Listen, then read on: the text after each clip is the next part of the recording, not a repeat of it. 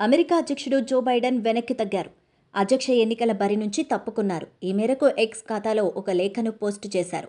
దేశ ప్రయోజనాల కోసం, తమ పార్టీ ప్రయోజనాల కోసమే తాను ఈ నిర్ణయం తీసుకున్నట్లు తేల్చి చెప్పారు.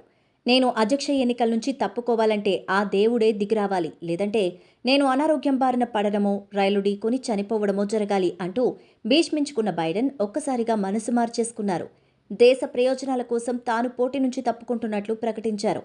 అమెరికా అధ్యక్షునిగా ప్రజలకు ఇప్పటిదాకా సేవలందించడం అతి గొప్ప గౌరవంగా భావిస్తున్నానని చెప్పారు.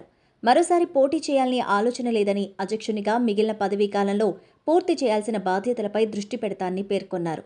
వచ్చే వారం దేశ ప్రజలను ఉద్దేశించి ప్రసంగిస్తానని, తన నిర్ణయాన్ని పూర్తిగా తెలియజేస్తానని వెల్లడించారు. ఉపాధ్యక్షురాలు కమలా హారిస్కు బైడెన్ ధన్యవాదాలు తెలిపారు. ఆమె అసాధారణమైన భాగస్వామి అంటూ ప్రశంసల వర్షం కురిపించారు.